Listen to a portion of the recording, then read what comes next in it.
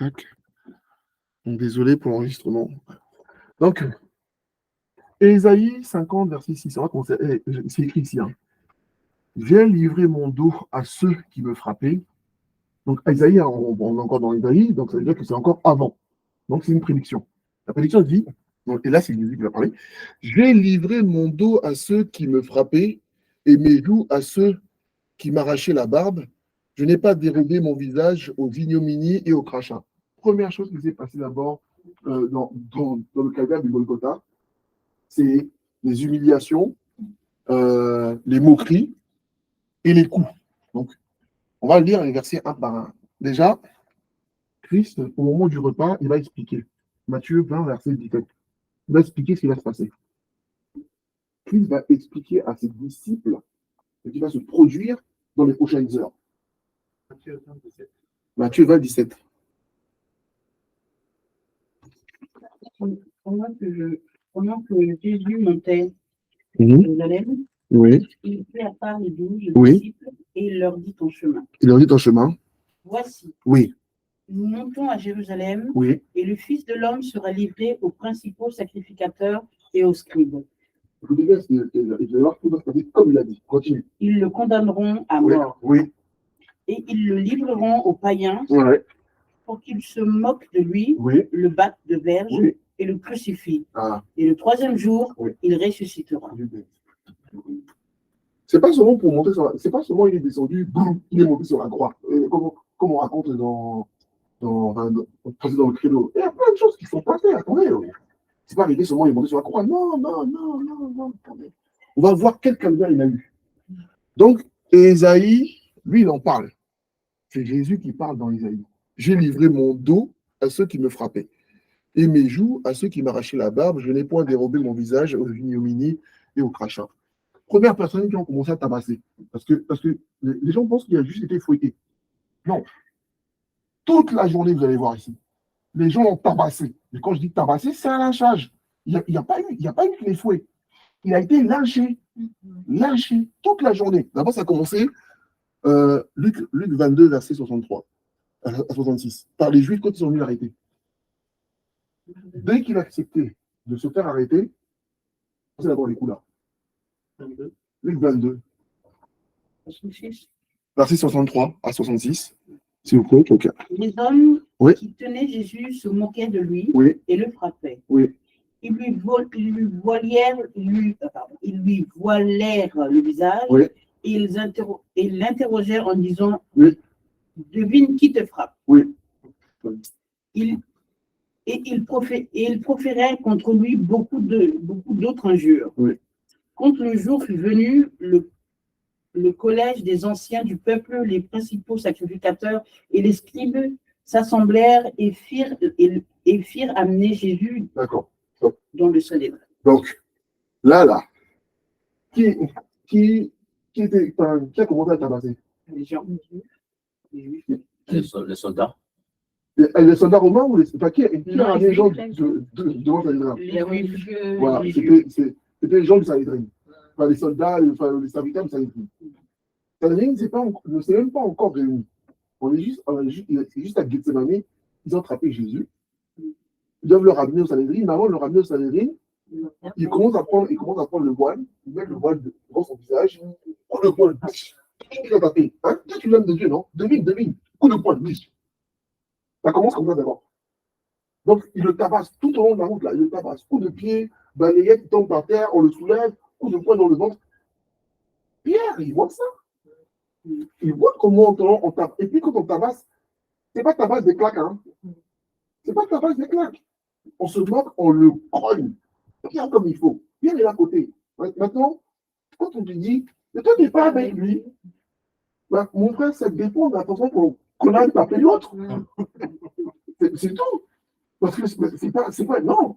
Si Pierre, à ce moment-là, c'est-à-dire son cerveau s'est bloqué.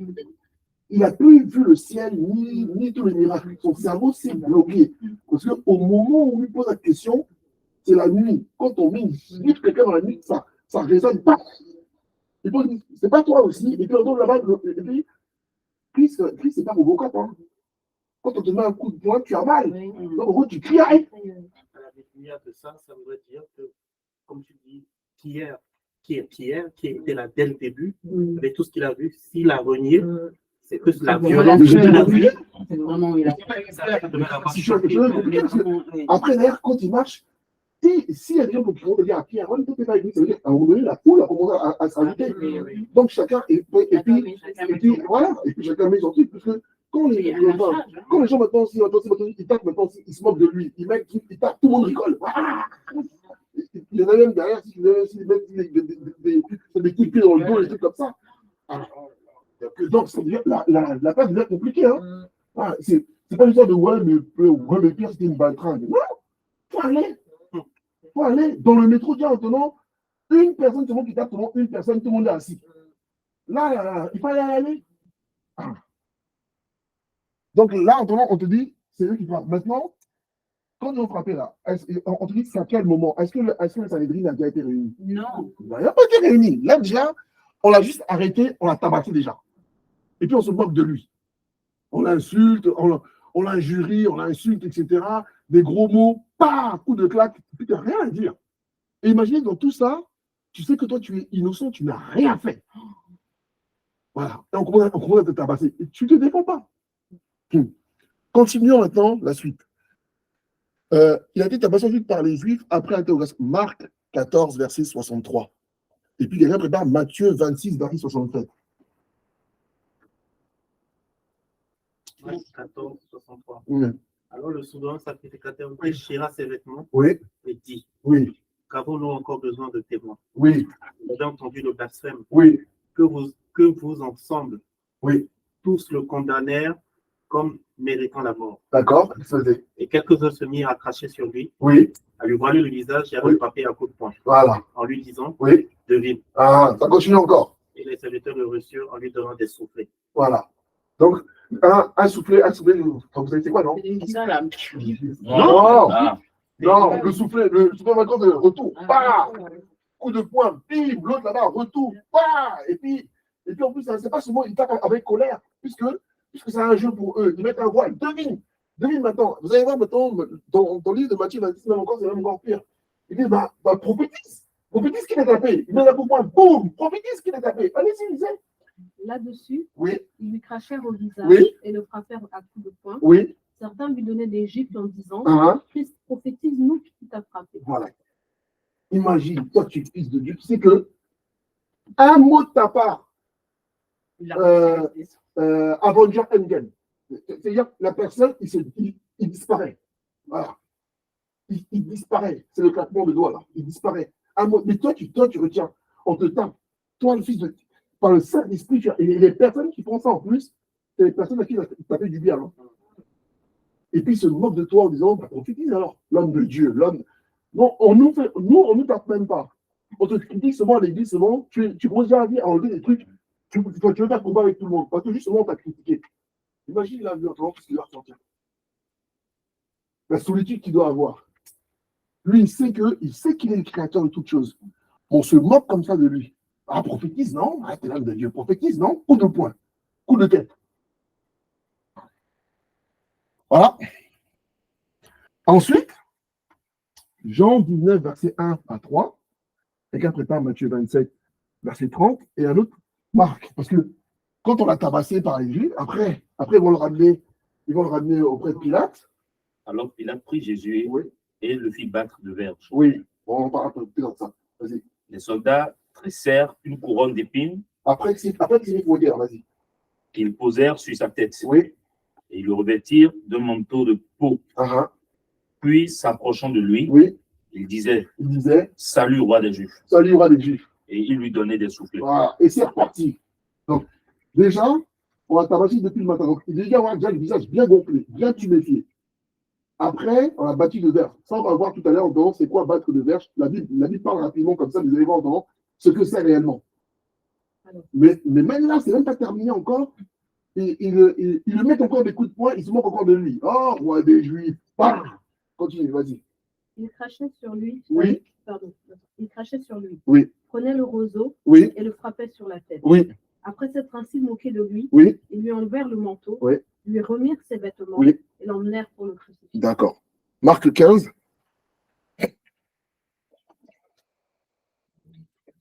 Verset 19. Et il lui frappait la tête avec un roseau, Oui, crachait sur lui, oui, et réfléchissant les genoux, oui, il se prosternait devant lui. oui. Voilà. Après s'être ainsi moqué de lui, Oui, ils lui ôtèrent la pourpre, oui, lui remirent ses vêtements oui. et l'amenèrent pour le crucifier. Voilà. Ça, c'est juste la partie moquerie, humiliation et coup. Juste ça. Toute la journée, le monsieur. Toute la journée. Donc ça, souvent, nous, on dit seulement, il est posé seulement sur la croix, on l'a pris, on l'a mis sur... Non, non. Pendant des heures et des heures, du matin jusqu'au soir, le nombre de crachats que tu reçois au visage, etc., etc. Il n'y a rien fait. Bon, maintenant, on va parler maintenant de la deuxième partie maintenant du calvaire. Avant qu'on puisse le ramener sur la croix, on l'a flagellé. Là-dessus, alors, il faut faire des recherches pour bien comprendre comment ça fonctionne. Moi, j'en ai fait un peu. Parce que la Bible, alors, en fonction des versets, mais on va le voir dedans, en fonction des versets, il y a une notion de battre de verge, pas très. Enfin, la version française n'est pas bonne. Parce que la verge, quand on rappelle la verge, on pourrait regarder des gros bateaux de roseaux, on boit petit, et puis on fouettait. Ça faisait des bateaux. Donc on a tapé avec la verge aussi. Mais surtout, à l'époque des Romains, on flagellait. Vous allez voir c'est quoi la flagellation. C'est pas la même chose là. Donc on va aller d'abord sur la flagellation. Alors, ça, si j'ai oublié le nom de ce truc-là, on appelle ça un flagrum, je crois. Flagrum, c'est le fouet en fait, avec lequel il se faisait taper. C'est un fouet où en fait, on rajoutait des boules de métal dessus. Et puis en fonction, soit en fait, c'était des os taillés en pointe, ou ça pouvait être en fait, des boules de métal taillées en pointe. Comment dire, le métal, en fait, les boules de métal faisaient que, en fait, quand tu frappes, ça prend de la vitesse et ça a le temps de bien taper et bien appuyer sur la peau. Et en fait, le reste des boules, en fait, métalliques qu'il y avait ou les boules du truc, comme ça frappait sur la peau, ça rentrait dans la peau et en fait, ça arrachait quand tu tirais. Et ça, en fait, ça, la flagellation. Là, on voit bien dans le. Alors, attendez, on va voir. Alors, j'ai un extrait. La passion du Christ. On va le partager. J'ai un extrait. Alors, ceux qui sont à distance, vous allez voir l'image. Je suis désolé, je n'ai pas réussi à vous mettre le son parce que si je vous mettais le son à vous, ça disparaissait pour les autres. Donc, si vous voulez, vous pouvez aller aussi sur le YouTube pour pouvoir partager, enfin, pour pouvoir le regarder en même temps que nous. Mais là, en attendant, l'extrait dure 6 minutes, donc vous pouvez vous connecter, hein, vous tapez la passion du Christ, scène de flagellation, et comme ça, au moins, vous pourrez le suivre en même temps.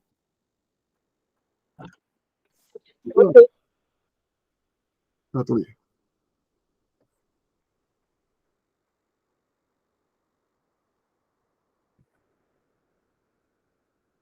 Non, non, non. Non, non.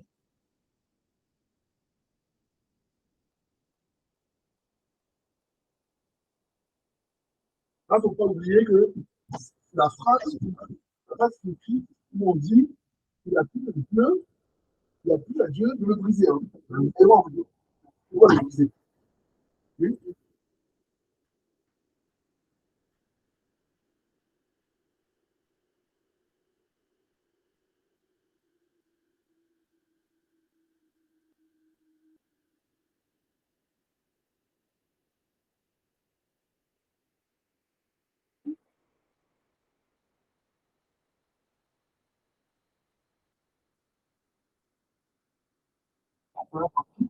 La verge.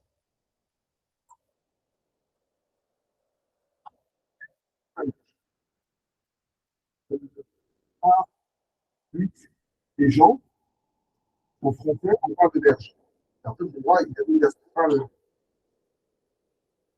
pas le flagellation.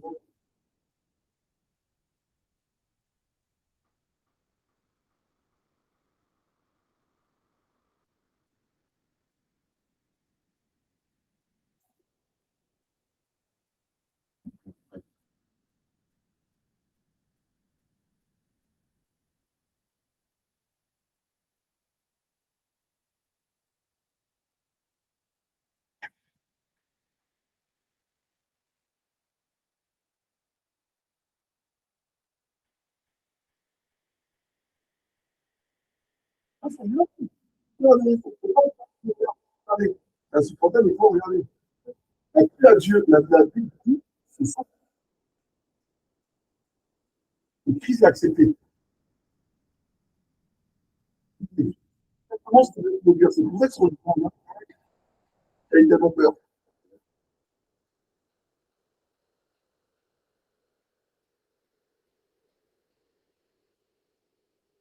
Alors, là, on ne pas dire, sur les écrits réels. Hein. Voilà, c'est pas sur les écrits réels.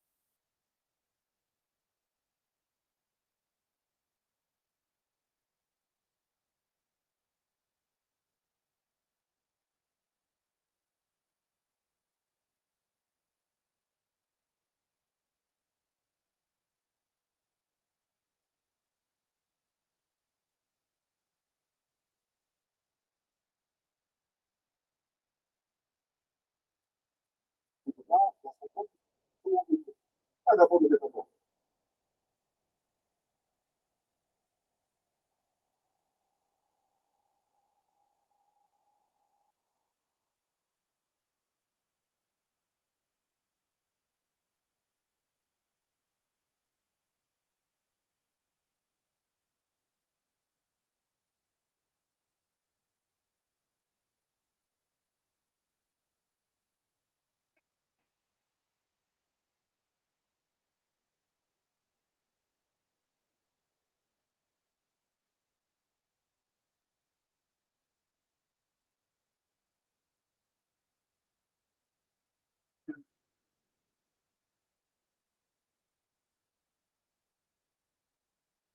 Et,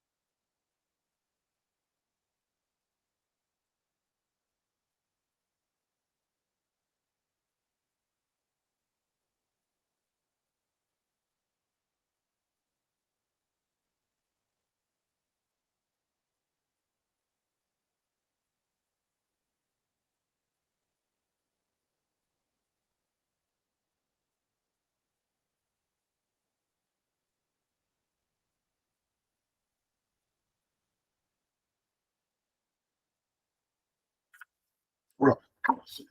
Voilà cette partie-là. Et après, vous avez compris. Ah, c'est pas très intéressant. Euh, hop. Donc, on va revenir un petit peu à sur quoi on était. Euh, ouais, ça fait un peu, c'est un peu compliqué. Euh, alors, quand on parle de battre de verge, il y avait quand même une partie que, enfin, sur ça, je voulais qu'on partage ensemble. Donc, ça, c'est l'outil, là, le fragrom. Qu'est-ce qu'ils disent? Un fragrom, alors, voilà, est un petit fouet romain principalement utilisé comme châtiment corporel dans le système de justice de la Rome antique. Donc, on dit bien, c'est ce qu'on utilisait principalement. C'est pour ça qu'on sait que sur la flagellation, c'est ça qu'ils ont utilisé. Description. C'est une sorte de fléau à manches courtes portant généralement des chaînes métalliques, des cordes et des lanières de cuir épaisses et larges, généralement 2 à 3, munies à quelques distances de leur extrémité de plomb ou d'osselets de mouton. La lanière sont de longueurs différentes afin que les plombs sur chacune ne puissent s'entrechoquer, ce qui réduirait l'efficacité du fouet. Donc, il a été super bien réfléchi. Le plan peuvent prendre des formes différentes, des battes, des haltères, des barres de métal, des osselets peuvent être taillés en pointe. Ce fouet armé donne ainsi des coups pesants plutôt qu'il ne cingle. Et donc, je vous explique. Donc, dans l'histoire, dans la Rome antique, cet instrument traditionnel de châtiment corporel était souvent utilisé lors des flagellations et comme supplice préliminaire à la mise à mort, etc. etc. Vous pourrez après le dire dans la suite. Alors, certains vont dire, ouais, mais quand on lit les évangiles, on dit qu'il a été battu de verge, en français. Alors, je vous ai donné l'ensemble des explications parce que sinon, après, derrière, il y aura toujours des détracteurs qui vont dire c'est des bêtises. C'est pour ça que on fait des recherches. Tac, donc, dans la Bible, donc Bible.audio, vous vous rappelez, on a un outil Bible.audio. En fait, quand on nous explique que les autres évangiles, Marc, Luc, etc., eux, ils parlent juste de la verge. C'est Jean qui explique que derrière, ça a été la flagellation. Et Jean, on sait tous, c'est celui qui est resté sur place. Les autres, ils étaient enfuis. Donc, on leur a relaté les choses. Jean, lui, était sur place, donc ce qu'il dit, c'est ce qu'il a vu. Oui, mais même dans la série, on le voit, il est à côté d'une des femmes. Madame, le problème, c'est que tu ne peux pas prêcher en Oui, non, parlant mais de je veux la dire, série. oui. Les gens, ce sont les réflexes. Non, tu as raison, mais les gens, il faut les références bibliques. Donc, ici, j'ai pris un comparateur du verset. Donc, 8 secondes 2019, il parle de batte de verge. Pareil pour l'édition, enfin 8 secondes édition de Genève. 8 secondes 21, lui, il parle de se faire fouetter. Après, il faut aller sur certaines versions anciennes qui vont commencer à parler de flagellation et sur les versions anglaises. Voilà. Eux, dedans, ils disent pirate le fit flagellé. La Bible de Compton, il parle de flagellé. Pourquoi? Parce que quand on prend, par exemple, Bible Strong, le mot grec qui a été utilisé pour ce qu'on a fait à Christ, c'est un mot qui veut dire fouetter. Enfin, qui comprend vers fouetter. Mais quand tu fais, enfin, ceux qui ont écrit avant, ils n'avaient pas fait forcément des recherches sur le type de matériel qui était utilisé pour pouvoir fouetter dans le temps romain. Or que d'autres après ont fait cette recherche-là. Et ils ont vu que quand on fouettait à l'époque chez les Romains, on utilisait souvent, principalement la flagellation. Et vous allez comprendre après derrière pourquoi il a été flagellé, pourquoi Dieu l'a flagellé au travers des écrits. C'est pas pour rien, c'est pour que sur la croix, il se passe certaines choses. Donc vous allez voir après derrière, ceux qui en parlent vraiment, Bible, ils en parlent. Et ce qui va nous intéresser beaucoup, c'est les versions anglaises, ils parlent de flageoler, hein, ils ont utilisé le bon mot. Et on a là Vulgate qui est en latin, il parle de flagellation. Donc ce qu'on a vu là, où on a arraché la peau, la flagellation, c'est ce qui s'est passé. Il a été battu par verge, mais il a été flagellé aussi. On est d'accord? Okay. Ceux qui sont à distance, vous êtes toujours avec nous?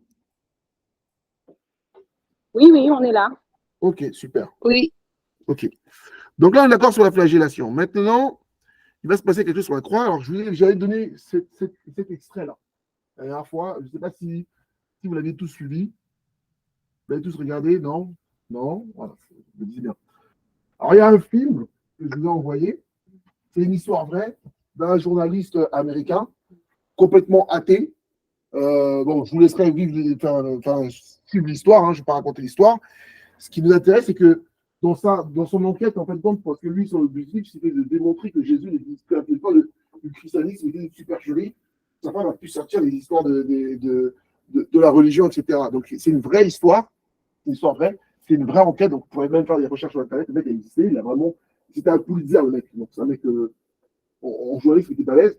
Il a vraiment voulu démontrer, donc il s'est tourné vers les experts, des archéologues, des machins, etc., pour pouvoir démontrer que toute cette histoire-là, c'était une supercherie, parce qu'il s'était dit que si on démontre que Jésus n'a jamais été ressuscité, enfin, que Jésus n'est pas mort, si on démontre que Jésus n'est pas ressuscité, donc ça veut dire que tout le christianisme est mort. Et pour pouvoir démontrer que Jésus n'est pas ressuscité, en fin de compte, il faut peut-être démontrer qu'il n'est pas mort. Les gens, ils ont juste une explication. Donc là, c'est quand il va parler à une éminence. C'est pas juste un film, hein. C'est une histoire vraie, c'est passé comme ça. Il a parlé à une éminence médicale parce qu'il y a une théorie, alors c'est ce que même les musulmans disent. Les musulmans ils vont te dire que Jésus n'est pas mort sur la croix. Que tu vois, il n'est pas mort sur la croix, Dieu l'a sauvé, il n'est pas mort sur la croix. Voilà. Donc, en fait, c'est pas mort, il n'est pas ressuscité. Et il y a des conspirateurs qui disent que oui, en réalité, il n'est pas mort sur la croix, il a juste perdu connaissance ou il est rentré dans le coma, et puis qu'en fait, ils ont cru qu'il était mort. C'est pas qu'en fait, il est mort plus vite que les autres. Parce que, alors, je vous explique, il va vous expliquer.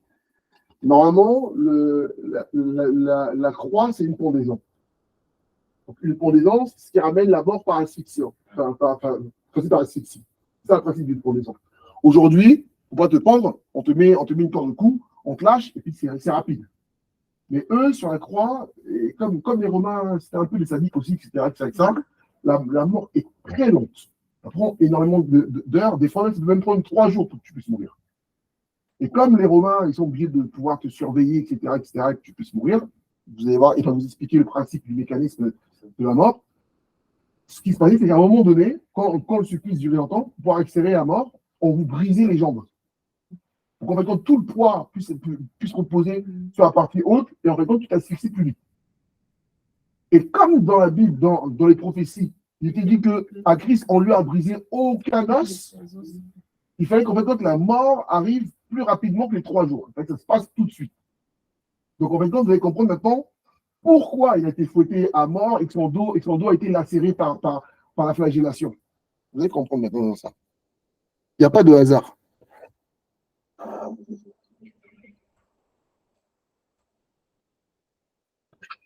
Je ne peux pas l'agrandir. Pardonnez-moi de vous avoir fait venir jusqu'ici, mais quand quelqu'un m'appelle et me dit qu'il veut remettre en cause l'événement le plus significatif de l'histoire humaine, je crois important d'en parler face à face. Non, oui, c'est vrai, je vous remercie de m'accorder un peu de temps. Bien, mon angle d'attaque est ceci. S'il y a eu autant de témoins qui ont pu voir Jésus après le Golgotha, c'est parce qu'il n'est pas mort sur la croix. Et s'il n'est pas mort sur la croix, il n'y a pas eu de résurrection, c'est ça? Oui. Donc, que ce soit Jésus par lui-même ou avec l'aide d'un tiers, il a pu descendre de la croix, ou bien il a simulé sa mort, en fait, peu importe. Ça remet totalement en cause tous les aspects de la résurrection. La théorie de l'évanouissement. Oui, il s'est évanoui, il n'est pas mort. Ce n'est pas nouveau, une longue file de sceptiques ont soutenu cette hypothèse avant vous. Oui, ainsi qu'un milliard de musulmans partout dans le monde qui pensent aussi que Jésus a survécu à la croix. C'est ce qui est dit dans le Coran. Avec tout le respect que je dois à l'islam, le Coran a été écrit 6 siècles après le Christ. Je préfère me fier à des sources un peu plus proches des événements. Oui, je comprends, mais vous concédez que c'est possible. Monsieur Strobel, je suis docteur en médecine et scientifique. J'ai vu de très nombreux et très étranges phénomènes tout au long de ma vie. Mais la théorie de l'évanouissement, c'est de la foutaise. De la foutaise, est-ce une opinion médicale? En fait, oui. Ceux qui soutiennent cette théorie ont tendance à oublier le fait que Jésus avait été flagellé avant d'être crucifié. Vous savez ce qu'était la flagellation romaine? Oui, la personne était fouettée avec un fouet. Non, pas fouettée. rouée de coups et sauvagement écorchée vive. Vous voyez, les lanières du fouet étaient renforcées par des boules de métal et de fragments d'os. La chair sur le dos de Jésus a dû être déchirée. Chacun de ses muscles, chacun de ses tendons était sanglant et à découvert. La flagellation à elle seule a dû laisser Jésus dans un état critique suite à une hémorragie massive. Et c'est pourquoi il est tombé sous le poids de la croix que les Romains l'obligèrent à porter à travers la ville. D'accord. Et est-il possible que Jésus ait survécu au fait d'être cloué sur la croix? Ah oui, on peut y survivre, mais c'est un jeu d'enfant comparé à ce qui vient après la crucifixion.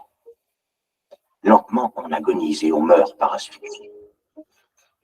Venez avec moi. Voyez-vous, le stress imposé aux muscles pectoraux empêchait les poumons de se gonfler. Il était dans cette position, d'accord? Donc, pour libérer la respiration, il a dû se dresser en prenant appui sur ses chevilles et ses poignets cloués, râpant son dos écorché sur le bois de la croix.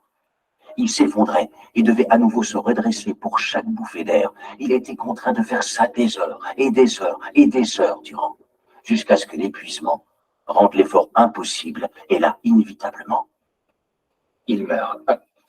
En théorie, mais je vous rappelle que les soldats n'étaient pas docteurs. Donc, je ne sais pas, peut-être qu'ils l'ont descendu de la croix en croyant qu'il était mort, alors qu'il ne l'était pas. non, ce n'étaient pas des docteurs en médecine, c'était des tueurs professionnels avertis. Et je vous assure qu'ils excellaient à cette tâche parce qu'ils y étaient obligés. Si un prisonnier s'échappait en vie, ils étaient eux-mêmes exécutés. Monsieur Strobel, la crucifixion de Jésus est l'un des événements les plus attestés de l'Ancien Monde. Et si vous voulez enfoncer un dernier clou dans le cercueil de cette théorie inepte, le voici. Quand les soldats ont enfoncé une lance entre les côtes de Jésus, vous savez ce qui a coulé de la plaie? Du sang et de l'eau. Ce qui est, comme nous le savons, la description d'un épanchement péricardique ayant pour conséquence la mort par asphyxie. Ceci n'est pas une affection que l'on peut feindre. Donc, pour répondre à votre question, oui, c'est mon opinion médicale. Jésus-Christ est mort sur la croix. Excusez-moi, docteur. Excusez-moi un instant. D'accord, mais j'ai... Bon. C'était la partie qu'on faisait. Globalement, voilà. Donc, pourquoi elle a été fouettée? Parce que, justement, la façon de mourir sur la croix, pour pas respirer, tu appuies sur tes pieds. Et puis, tu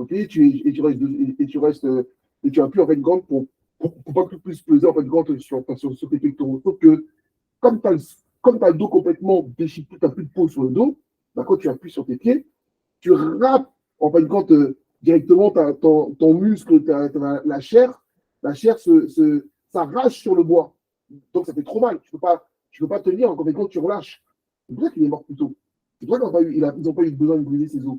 Et c'est pour ça qu'après, derrière, pour pouvoir tester, ils lui ont mis la lance. Pour être sûr, parce qu'ils ont dit qu'il est mort. Ça a eu moins de temps que d'habitude. Ouais. Mais c'est parce que derrière, il a été flagellé. C'est pour ça que les choses sont passées comme ça. Le fait d'être cloué aussi, ça accentue la douleur. Parce que s'il essaye d'attirer, il est obligé d'appuyer sur tes pieds. Ouais, Sinon, alors, comment dire, le clou sur les pieds, ses voisins aussi l'avaient, tout le monde l'avait. Oui, non, mais ça accentue la douleur. Oui, ça fait mal. Mais c'est pas ça c'était pas le plus gros de la douleur, quoi. Parce que les autres, ils avaient cette douleur-là, mais eux, ça pouvait durer des jours. Mais par contre, les autres, on leur a brisé les jambes après, pour accélérer les choses. Mais lui, il est mort plutôt parce que il y avait ce truc-là. Hein. Et la croix, c'est pas du bois Ikea, hein, c'est pas lisse. Voilà quoi. Donc, voilà à peu près toute la partie douloureuse quand on parle de calvaire, il faut quand même qu'on puisse essayer de se visualiser la chose, voilà, de se représenter un petit peu tout ce que c'est. Qu'on ne passe pas juste seulement sur un verset comme ça. Par contre, Ouais, ils sont, alors ils étaient tous dans le, tu vois, dans le groupe. Ouais, non, si je te reviens. Là, tu tapes sur Google, là, tu peux noter. Hein. Ça s'appelle Jésus l'enquête. Tu tapes Jésus l'enquête, le film. Ah, le film. C'est un film d'une heure 30, un très bon film. Je le remets dans le groupe. Ok. Jésus l'enquête. Donc voilà. Donc maintenant qu'on a compris ça, pourquoi la réalité, c'était pas juste pour pouvoir prendre un coup de gore. C'est pour comprendre le plan de Dieu quand Dieu te dit, dans son plan, il m'a plu de le briser Et qu'après, derrière, quand on doit se sauver par ces blessures et ces blessures, il fallait qu'on comprenne ce que ça veut dire, réellement. Voilà. Et du coup, désolé de te couper, ça nous met face à une autre réalité, c'est que C'est moi, pardon. Je remets le micro. on insulte beaucoup aussi le Christ en minimisant la souffrance. Parce que dans le pense souvent, mais non, la fin super, mais non, les règles d'être Alors, la vraie insulte, même c'est beaucoup pour moi. la vraie insulte, c'est pas la compassion. Parce que l'humain, à un moment donné, attends, c'est pas compassion. Pourquoi? Parce que à un moment, quand les femmes étaient en train de se plaindre sur lui, ils disaient, ne vous plaignez pas pour moi, plaignez-vous sur vous, par rapport à vous. La vraie insulte, c'est qu'il a fait ça pour une raison et qu'après, derrière, on ne respecte pas la raison. On commence. C'est pas la douleur qu'on vous dit, c'est le fait qu'il a fait ça pour rien. C'est en gros, lui, il a fait ça pour qu'on puisse comprendre, qu'on soit capable de pouvoir vivre selon ce qu'il nous avait montré avant. Et donc, quand je t'avais dit que l'on vit, oh, ouais, moi, ma culture, ouais. En fait, il a fait tout ça pour rien. Parce que ta culture, t'es pas bien lui pour faire ta culture. Ta culture existait déjà. Dans ce cas-là, il a qu'à rester là-haut, il ne se pas tout ça, et puis toi, tu fais ta culture. Ou moi, je pense que. Ouais, mais moi, je ne suis pas d'accord que. Ben oui, mais voilà. Là, quand tu fais ça, maintenant, tu te moques de lui. Alors, sur la croix, les événements de la croix. On va regarder 4 événements. Le premier événement, c'est ce qu'on appelle la réconciliation. Le deuxième événement, c'est l'effacement de la loi qui nous condamnait. Troisième événement, c'est l'ouverture du paradis. Quatrième événement, je suis désolé, je n'ai pas ma télécommande, donc c'est super chiant. Quatrième événement, c'est le rachat, c'est le rachat et la délivrance. On va regarder un petit peu tout ça. Tout ça s'est passé. Et qui a cru, qui a reconnu le bras de l'Éternel dans ce qui se passait? Voir ce qu'on a dû croire et reconnaître. Le quatrième, c'était quoi, pardon, excuse-moi. Tu peux remettre, s'il te plaît, rapidement. Le rachat et la délivrance. Excuse-moi, c'est vrai. Rachat et délivrance. Ah,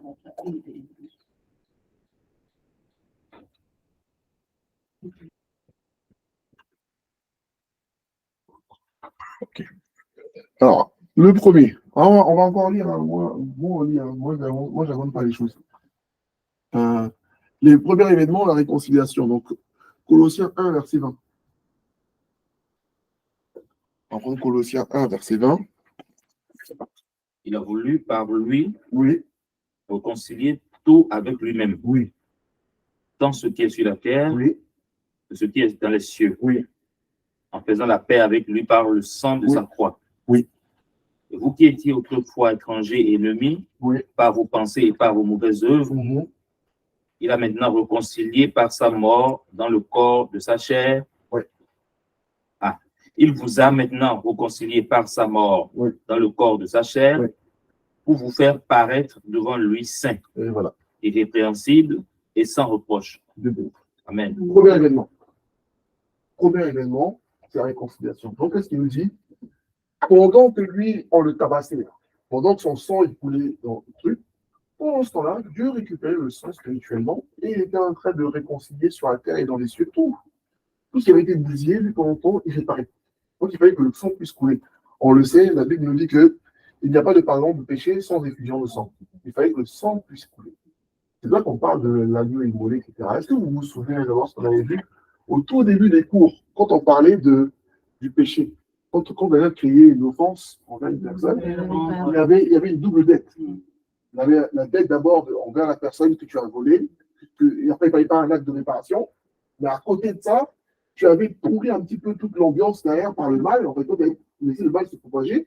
Et pour pouvoir nettoyer tout ça, il fallait asperger avec le sang, et le sang, maintenant, qui représentait la vie. Puisque le mal, le péché enfante la mort, donc l'énergie autour qu'on envoyait, c'était la mort. Donc c'est le sang qu'on aspergeait derrière pour pouvoir assainir un petit peu l'ambiance autour. Donc, pour que le mal puisse disparaître devant la face de l'Éternel, il fallait que le sang de Christ soit aspergé partout. Et comme ça, le mal disparaît. Quand Dieu regarde, il ne voit plus le mal. il ne veut plus le péché, donc maintenant il peut commencer à nous regarder. Sinon, avant, quand il nous regardait, il avait envie de nous buter. Voilà, c'est tout. Il était toujours énervé, etc. Comme un moment donné, il a décidé de nous regarder. Ésaïe 59, verset 1, nous dit quoi? Ésaïe 59, verset 1. Ésaïe 59, verset 1. Non, le bras de l'Éternel n'est pas devenu trop court pour sauver. Oui, Ni son pas plus oreille- fort besoin pour les autres. Non, le Oui. bras de l'Éternel n'est pas devenu trop court pour sauver. Oui. Ni son oreille trop dure pour entendre. Oui, Mais ce sont vos fautes qui ont fait séparation entre vous et votre Dieu. exactement. Ce sont vos péchés Oui. qui vous l'ont caché Oui. et l'ont empêché de vous écouter. Voilà. Donc, qu'est-ce qui se passait avant la réconciliation? Incapacité. Ah, il y avait un blocage. C'est-à-dire qu'on pouvait prier n'importe comment, nos péchés en fait. C'est pas que Dieu ne voulait pas.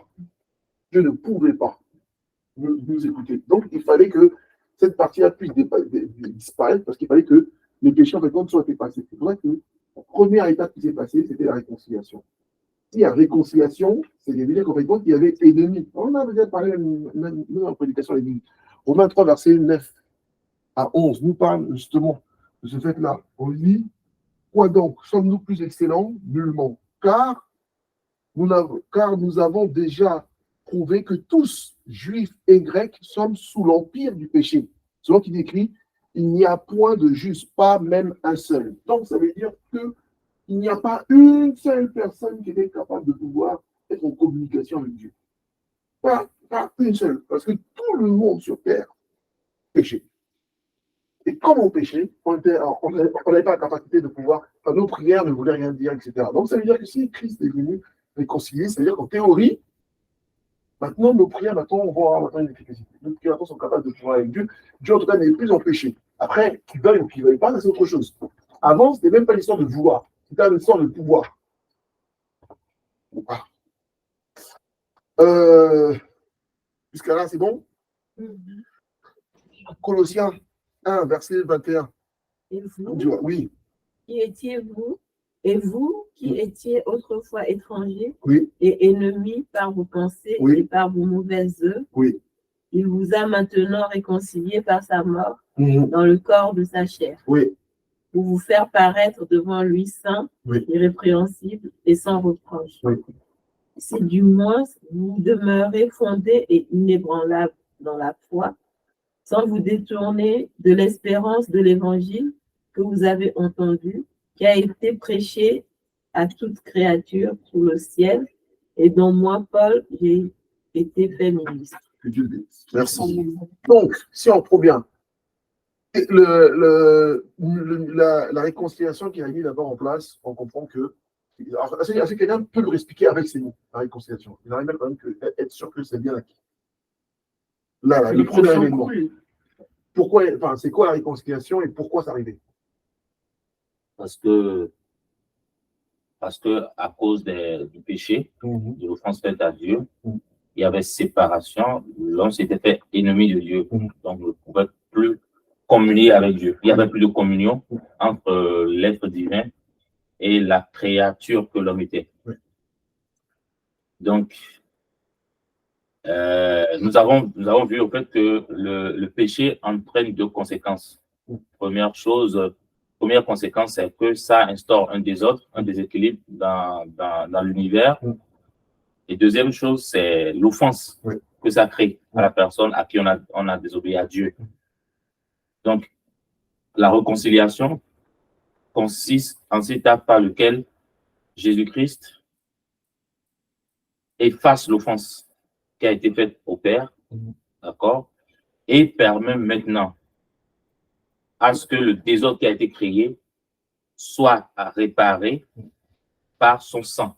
Donc, il a donné de son sang pour assainir l'homme dans sa relation avec Dieu. Et deuxièmement, son acte expiatoire calme la colère de Dieu, de sorte à ce qu'il justifie l'homme sans pour autant être injuste, comme on l'avait étudié en temps. Oui, c'est ça. Après, le fait important qu'il faut ajouter, c'est que il va avoir une notion d'universalité parce que ce qui est important, c'est que la Bible nous dit que depuis la création, il n'y a pas un seul homme qui a été capable d'être dans une relation parfaite avec Dieu. Pas un seul. Tous ont péché. Donc tous se sont privés de la gloire. La Bible dit, tous se sont privés de la gloire. Tous. Abraham, Moïse, il n'y a pas un moment donné, il faut arrêter de glorifier les gens. Il n'y en a pas un seul qui reste. Même Jean-Baptiste qu'on parle, il n'y a pas un seul. Tout le monde a péché. Le seul qui n'a pas péché, c'est Christ. Donc il fallait qu'il descende, parce que sinon, quand le jugement est arrivé, Moïse, Élie, tout le monde là, on passait tous de l'autre côté. Voilà. Ça, c'est le premier élément, c'est ça, c'est la réconciliation. C'est bon pour ça? C'est pas pour la petite réconciliation. Deuxième événement, c'est l'effacement de la loi qui nous condamnait. Donc, tout ça, en fait, c'est le plan, comme je vous parlais au tout début, là, dans le livre d'Ésaïe, où je vous ai dit, la croix révéler le plan de Dieu, le véritable plan de Dieu, c'est ça. C'est pour ça qu'il voulait que son fils il souffre. C'est pour ça qu'il voulait que son fils, c'est pour ça qu'il voulait se glorifier dans la faiblesse de son fils. C'est pour ça qu'il voulait que son fils il puisse subir toutes ces choses-là. Il fallait que cet événement-là se produise pour nous. Donc maintenant, il y a un deuxième événement qui se passe, c'est l'effacement de la loi. On dit que la loi nous condamnait. Donc on va vérifier cette histoire-là. On ne va pas connaître quelqu'un de on vérifie. Colossiens 2, verset 14. Il a effacé l'acte Oui. dont les ordonnances nous condamnaient Oui, et qui subsistait contre vous, oui, et il a détruit oui. en le clouant à la croix. C'était quel acte? Le péché. L'effacement. L'acte dont les ordonnances nous Reprenez bien condamnaient. reprenez bien les mots. L'acte dont les ordonnances nous condamnaient. C'était la loi de Moïse. Exactement. La loi de Moïse disait que celui qui transgresse la loi, il doit mourir. C'est pas la loi le problème. C'est les conséquences de la loi. C'est en fait le verdict de la loi, les peines que la loi va donner. C'est ça qui pose le problème. C'est pas la loi de Moïse, c'est pas le problème. La loi de Moïse a dit ne prends pas la femme de ton frère. Où est le problème dedans? C'est bien. Le problème qu'il y a, c'est que si tu prends la femme de ton frère, ben, on a des dégâts. Et il y a des gens qui prennent la femme de leur frère. Donc là, il y a des dégâts. Et même, et c'est pas une histoire. La dernière fois, on parlait là. Alors, c'était avec la sœur Bénédicte. La sœur Bénédicte, alors c'est dommage qu'elle ne soit pas là. Là, maintenant, si on répondait à sa question, c'est venir à la maison et puis on parlait. On parlait qu'on a de Dieu et à un moment donné, elle me faisait part de son avis qui est légitime. Hein. Elle parlait en fait des gens qui sont gentils, qui sont bons, mais qui n'ont pas forcément connu Jésus. Et est-ce qu'ils vont aller au paradis? Est-ce qu'ils vont aller au. Elle dit, voilà, est-ce que pour elle, quand même, il y a des gens qui sont bien, ils sont gentils, en plus, ils s'occupent des enfants, ils font plein de choses. Il y a même, et puis à un moment donné, la discussion a continué, elle a bifurqué sur un truc, là, j'ai arrêté de répondre, parce que c'est un peu compliqué. Parce qu'à un moment donné, elle dit, ouais, mais il y a même des homosexuels qui sont gentils, qui n'ont pas connu Jésus, etc., est-ce qu'ils vont aller au ciel? Il dit, bah, c'est un peu compliqué quand même. Elle dit, ouais, mais c'est pas de leur faute si on est comme ça. C'est une maladie. Ah, ouais, mais le problème qui se passe, c'est que ce n'est pas un problème de gentillesse. On n'est pas sur. Là, actuellement, là, l'histoire du jugement n'a rien à voir avec ça. T'es gentil, t'es méchant. C'est pas ça. C'est une histoire de. Il y a une loi qui est donnée, qui est universelle. Si tu transgresses, tu as une condamnation. Oui. La femme adultère, oui, dans la Bible, oui, avait commis un péché, oui, et la loi de Moïse ne l'a pas frappé. Jésus, pendant qu'il touchait la terre, Non, la loi de Moïse. Il l'a condamné, il devait Jésus a bien précisé que si vous n'avez pas, Jacob péché depuis votre vie, j'étais la première pierre sur la femme adultère. Et personne n'a pu jeter la pierre sur la femme adultère. Alors là, on va préciser. C'est pas qu'on avait parlé tout à l'heure au début de lui est venu montrer comment vivre. La loi, parce qu'à un moment donné, Jésus est intervenu. Au début, Jésus ne se mêlait pas d'histoire. Hein. Lui, il était tranquillement en train de faire les dessins. Je sais pas, il faisait des tags, je ne sais pas trop ce qu'il faisait. Mais il faisait un truc par terre. En tout cas, voilà. Lui, il était dans son coin. C'est les gens qui sont venus le ramener dans l'affaire. Parce que eux, la loi de Moïse disait, si on attrape une femme dans une situation d'adultère, on doit la lapider parce que le péché, le mal doit rester dans le peuple. Donc on doit la lapider. La loi dit ça. Celui qui pêche, il meurt. Maintenant, eux, qu'est-ce qu'ils vont faire? Eux, ils ont envie de créer des problèmes à Jésus. Donc, ils lui ont posé la question. Quelle que soit la réponse que Jésus donnait, il allait se retrouver dans la mer. S'il disait, oui, c'est vrai, la loi dit qu'il faut la lapider, donc lapider là, les Juifs n'avaient pas le droit bah, comme toi, là, aujourd'hui, même si ta loi dit ce que tu veux dans ta Bible, qui dit que oui, si ta fille te parle mal, égorge-la, bah, si tu l'égorges, tu auras des problèmes avec la police. Voilà, parce qu'il y a la police. Et la police, à l'époque, c'était les Romains. Donc, toi, Juif, tu n'as pas le droit de donner la mort. Il n'y a que les Romains qui ont le droit de te donner la mort, qui ont le droit de donner la mort. Donc, s'il disait oui, il faut la lapider, bah, il aurait eu des problèmes avec les Romains parce qu'on aurait dit que c'est lui qui crée le trouble à l'ordre public, c'est lui notamment qui crée avec ses amis, donc il serait arrêté et ils l'auront tué. S'il disait ah non, il ne faut pas la lapider, comme toi la Bible dit que, enfin, la loi dit qu'on doit lapider, donc toi tu viens, tu dis qu'il ne faut pas obéir à la loi. Or, Christ a dit quoi? Il a dit, je ne suis pas venu pour abolir. La différence est là. Abolir, c'est dire, bon, c'est pas grave, on oublie tout et puis on continue. Non, c'est pas ça qu'il a fait. Lui, il a bien dit, tant que le ciel et la terre ne passeront point, il ne disparaîtra de la loi aucun trait de lettre ni iota. Celui entendant qui fera ça ou qui enseignera les autres à le faire sera appelé plus petit dans le royaume des cieux. Lui, il n'est pas venu dire, faut pas la lapider. Parce que s'il disait ça, c'est-à-dire qu'en fait, il a aboli la loi. Lui a répondu, ni oui ni non. Il a dit que celui qui a jamais péché jette la première pierre parce que vous aussi, vous avez fait des péchés dans vos cœurs, vous savez très bien que si on les sait, on doit vous lapider aussi. Donc ils sont restés tranquilles et puis ils sont partis. C'est ça en fait. Mais lui, il n'a pas. Voilà. Et c'est la loi qui est condamnée. C'est pas la loi le problème. C'est la condamnation, c'est le fait de la transgression de la loi qui crée le problème. Donc lui, il est venu. Alors, quand il parle de l'effacement, l'acte qui nous condamnait, c'est pas condamné par rapport aux hommes. Parce que chez les hommes, encore, tu peux embrouiller, tu as fait ça en cachette, et lui, ça a mis du temps qu'on sache que c'était lui qui avait fait les choses. Mais Dieu, tu ne l'embrouilles pas. Lui, il sait. C'est écrit.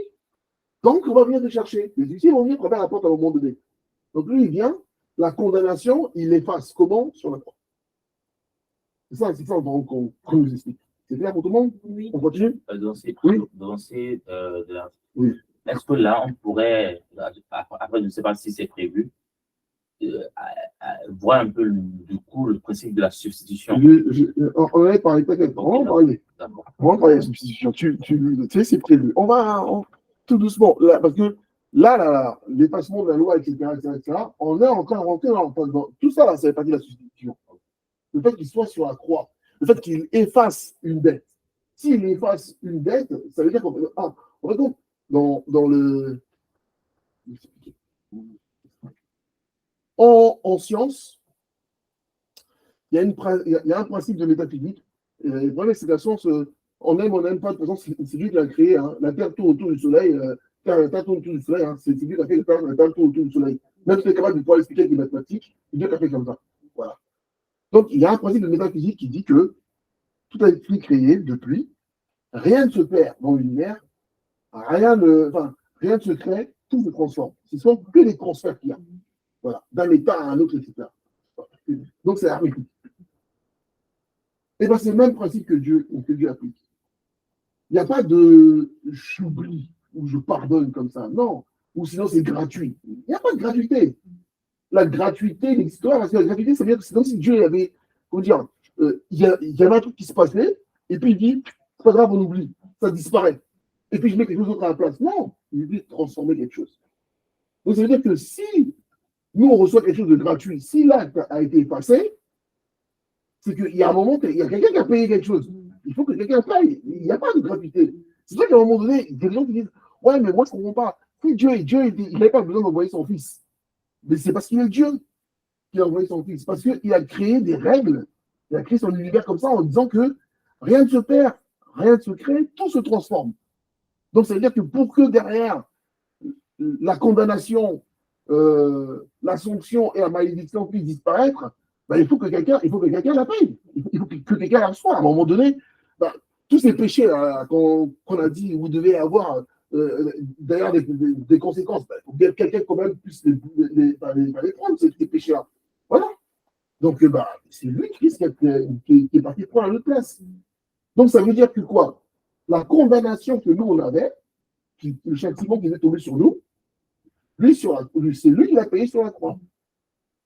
Parce qu'il est mort en étant innocent. Si Christ avait péché, même ne serait-ce qu'un seul péché, il serait mort sur la croix pour son péché. Il ne peut pas mourir pour quelqu'un d'autre. Parce que déjà, toi-même, d'abord, tu as ton palabre à toi, tu ne peux pas prendre le palabre de quelqu'un. C'est parce que lui, dedans, comment dire, d'après la loi, on ne peut pas retenir pour coupable l'innocent. Donc, l'innocent ne peut pas mourir par un châtiment de coupable. C'est impossible. Et la Bible disait, c'est une horreur et une abomination à Dieu. C'est la justice de Dieu, oui. Est-ce que justement, ce qui pose problème aux réfractaires à cette idée, c'est qu'ils disent s'il n'a pas payé, ce sera eux qui auront payé. Non, les réfractaires. Non, les réfractaires. On ne discute pas, mais du coup, on peut comprendre ce qui les rend dans leur façon de penser réfractaires à celle que Dieu nous a révélée. Parce que. Enfin, dire que bon, t'inquiète pas, tu vas comprendre. Oui, tu as bien vu que ça. Oui. Hein? Mais il y a aussi que pendant que Christ était en train d'être frappé, il avait déjà perdu l'innocence quelque part. Il n'était plus innocent pendant qu'il était en train d'être. Oui, non. En fait, dans le jardin de Gethsémani, tous les péchés ont commencé à être transférés sur lui. Tout à ce moment-là. Parce que ça veut dire que quand il a commencé à recevoir des coups, exactement quand on l'a arrêté, à ce moment-là, il a commencé à. Chaque coup qu'il recevait, c'était le coup qui nous était réservé. Au moment du jugement dernier. C'est les coups qui nous étaient réservés. Chaque gouttelette de sang qui a coulé, c'était une gouttelette de sang qui nous était réservée. Chacun d'entre nous. Voilà. C'est vrai qu'on vous dit que là, la condamnation, enfin, l'acte de condamnation, c'est quoi? C'est le tribunal est passé, ils ont donné un jugement, ils notifient. Bam, ouais, madame, un tel, vous êtes coupable, machin, etc. Donc maintenant, vous avez plus de temps de sentence. Vous allez faire tant d'années de prison, tant de machin, en gros, tant de coups de chicotte, etc., etc. Donc on allait à mort. Mais derrière, ton tribunal est passé. Le tribunal, tu l'as quand même. Tu l'auras quand même. Mais il dit, maintenant, l'acte de condamnation, la condamnation qui est donnée, qui disait que tu devais mourir, au moment où ton tribunal est fini, là, on dit, tiens, bon, condamné à mort, on dit, lui, il vient, il dit, ça y est, c'est bon, c'est payé, déjà, on a payé la caution, qui est gérée, la dette, là, c'est réglé. Il n'y a plus besoin. C'est ça l'acte de condamnation, maintenant, qui nous était réservé, lui, sur la croix, il l'a payé. C'est comme si finalement tu es accusé d'un crime dont tu devais payer la sentence ou dont tu devais subir la sentence, et au moment où on doit exécuter la sentence, quelqu'un se présente et dit non, c'est moi qui ai commis le crime. Oui, exactement. Il avoue. On le comprend bien, mais après, c'est juste que c'est difficile pour quelqu'un déjà qui n'a pas reçu la révélation, et de rentrer dans cet état d'esprit de se dire que quelqu'un qui vient sur la terre, qui est habité par Dieu, va payer le prix pour nous. Parce que les gens, c'est pour ça que je comprends aussi, parce que au fil du temps, et ce que vous dites là, moi personnellement, le Christ me l'a montré. Et là, quand tu parlais, je me souviens de ce qu'il m'a montré, et je le comprends, et ça a un impact différent sur moi, et sur ma façon de voir aujourd'hui les choses. Et le fait aussi de récapituler toutes les souffrances, il me dit, qui va prendre mes péchés sur son dos pour moi qui suis insignifiant, tu vois. Donc, moi, je le comprends, mais je comprends aussi les gens qui n'ont pas reçu la révélation, qui veulent toujours discuter. Mais c'est ça, dit, la prédication de la croix est une folie. C'est inconcevable. On l'a dit au début du cours. C'est inconcevable de dire que c'est la main de l'Éternel et c'était le plan de Dieu de faire ça. C'est inconcevable. Ils vont dire, c'est pas logique. Oui, parce que c'est toi tu raisonnes selon la logique humaine avec l'esprit humain. C'est pour ça qu'on disait qu'il faut avoir le renouvellement de l'intelligence. Voilà. le roulement de l'intelligence qui permet de comprendre ces choses-là. Tant que tu l'as pas, c'est n'importe quoi. Tu ne comprends pas, c'est n'importe quoi. Et c'est pas même aussi les musulmans de dire, mais c'est n'importe quoi ton truc. C'est n'importe quoi. Romains 3, verset 19. Donc là, maintenant, on est dans l'effacement de la loi. Donc on est dans deux parties de substitution, on essaie de la comprendre. Et il va nous aider aussi à approfondir un peu ça parce que non, mais c'est facile. On commande dedans au fur et à mesure, ça va venir. Mais c'est sûr d'abord que tu maîtrises aussi. Donc, Romains 3, 19. Romains 3, 19. Or, Oui. nous savons que tout ce que dit la loi, Oui. elle le dit à ceux qui sont sous la loi, Oui. afin que toute bouche soit fermée Oui. et que tout le monde soit reconnu coupable devant Dieu. Bon. Car nul ne sera justifié devant lui par ses œuvres de la loi, puisque par la loi, puisque c'est par la loi que vient la connaissance du péché. Ouais. Mais maintenant, sans la loi, est manifestée la justice de Dieu, à laquelle rendent témoignage la loi et les prophètes. Ouais. Bon, on va expliquer ces parties-là. Merci, maman. Il dit, quand il dit qu'il il a effacé la loi qui nous condamnait, on l'a vu tout à l'heure, la première étape qu'on a vue dans le Colossien. Attendez, je surveille quand même l'heure, 17h. On va arrêter à 30, 35, le temps qu'on ait récupéré. On n'aura pas le temps de tout finir ces parties-là aujourd'hui. Donc, la première partie, c'était l'acte qui nous condamnait. Puis après, derrière, là, la partie Romains 3 nous explique pourquoi Dieu a mis la loi. Dieu a mis la loi, il a mis la loi pour que toute bouche soit fermée.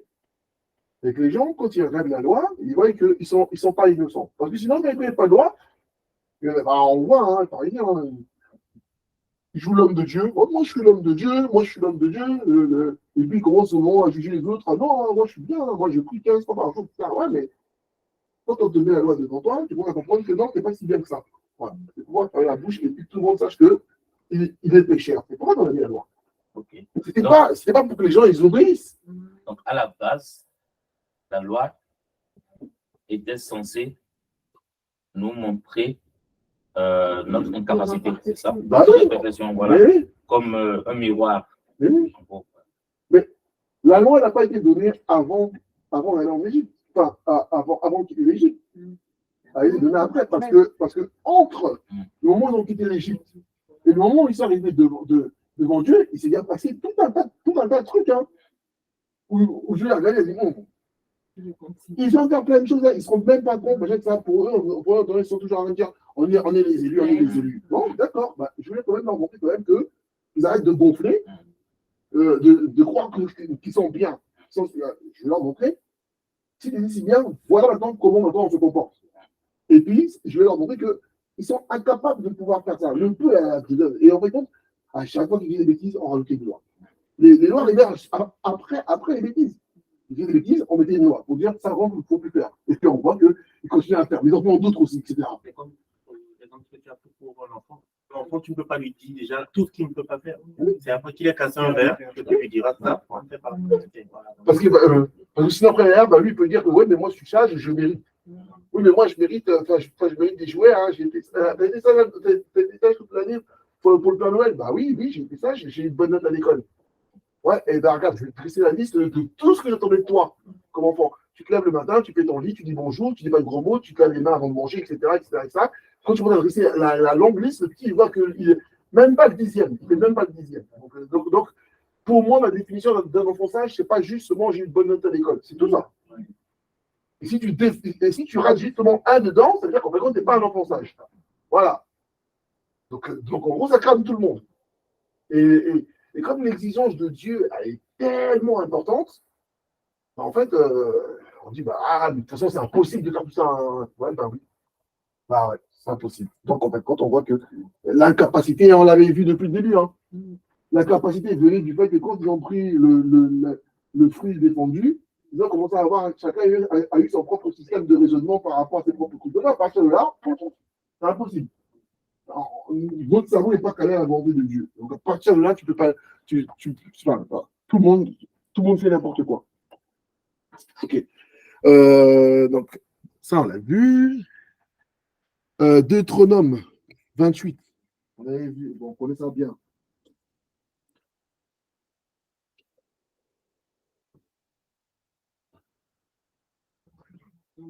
Si tu obéis à la voix de l'Éternel, en observant et en mettant en pratique tous ces commandements que je te prescris aujourd'hui, l'Éternel, ton Dieu, te donnera la supériorité sur toutes les nations de la terre. Ouais. Alors ça on dit ça, tu seras béni à lui, tu seras béni à les gens, tu seras béni à etc. Là. Bon, déjà, en tenant, pour moi, c'est une mimétique de ton autre liturgie de dire ça. C'est une mimétique. Bon, ça, c'est mon point de vue, vous allez comprendre pourquoi. Parce que quand on commence à lire Deutéronome 28, du verset 1 à 14, on te dit, ah, ça peut les bien. Parce que, En attention, observant et en mettant. attendez, parce qu'on fait des choses avec le monde spirituel, on fait pas attention. La Bible vous dit quoi? Ne vous empressez pas de faire des vœux. Ne vous empressez pas de prendre des engagements avec Dieu. Ne vous empressez pas de pouvoir dire des choses. Bon Dieu, parce qu'après, Dieu maintenant, il va vous rappeler maintenant à vos propres engagements. Ne jurez ni par le ciel, ni machin, etc. Parce que une fois que tu vas dire ça, Dieu va dire, ok, d'accord. Tu arrives, chiche, ok, chiche. Mais après, par contre, tu ne commences pas à dire, ouais, mais non, attends, tout, s'il y avait. Non, c'est pas comme ça. On te dit, si tu obéis à la voix de l'Éternel, ton Dieu, et que tu en pratiques combien de commandements? Ok. Voici toutes les bénédictions qu'il y a. Ça, c'est l'alliance maintenant qu'on aime faire. Tu seras béni à lui, tu seras béni à la chambre, tu seras béni ceci, tu seras béni cela. Ouais, mais ça ne s'arrête pas à ça. À partir du verset 15, qu'est-ce qu'on dit maintenant? C'est quoi la ligne noire? Il y a là-dessus, mais tu ne peux pas. Tu peux pas t'arrêter sur mon grenouille en plein milieu. Est-ce que quand tu manges, tu prends la fourchette et puis tu arrêtes ta fourchette au milieu du chemin entre ta bouche et la table? Il faut quand même que ça rentre jusque dans la bouche pour que ça aille bien. Donc c'est tout entier. C'est quoi maintenant la suite? Verset 15. Oui. En revanche, si tu n'obéis pas à l'Éternel Oui. ton Dieu, Oui. en respectant et en mettant en pratique tous ces commandements et toutes Combien de ces commandements? Tous. Vas-y, continue. Que je te donne aujourd'hui, Oui. voici toutes les malédictions Voici toutes les malédictions. t'atteindront et seront pour nous. Allons-y. Tu seras maudit dans la ville Ouais. et dans les champs. Voilà. Ta corbeille et ta huche seront maudites. Oui. Tes enfants, le produit de ton sol, Oui. les portées de ton gros et de ton petit bétail, Oui. tout cela sera maudit. Ouais.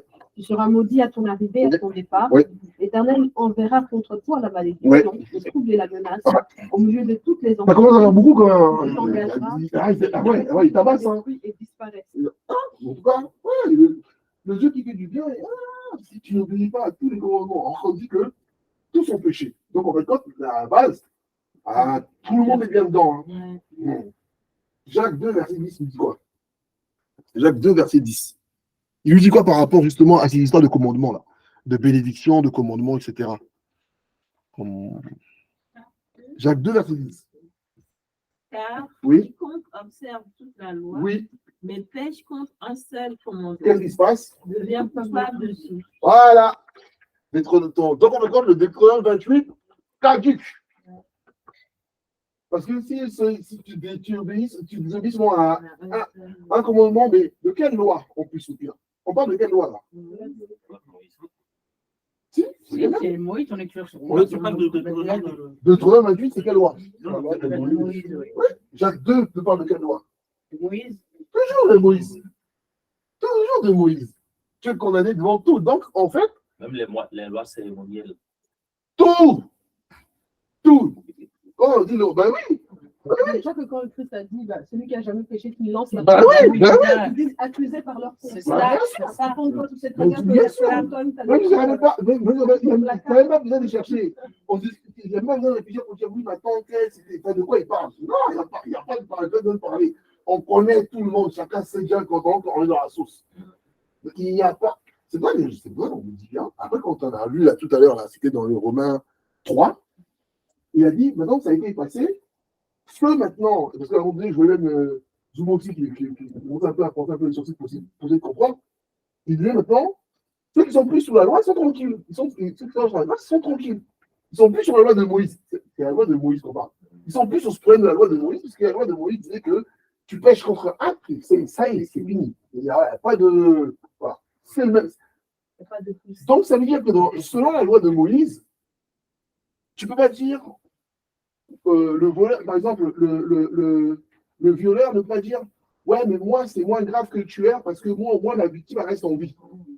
Et puis le voleur va dire ouais, mais moi, c'est moins grave que le violeur parce que moi, au moins, je ne touche pas à la personne, je vole seulement son bien. Et puis le menteur va dire ouais, mais moi, c'est moins grave encore que le voleur parce que moi, je ne touche même pas à ces gars, j'ai souvent parlé avec ma parole. Puis il dit même tôle. Voilà, prison, pareil.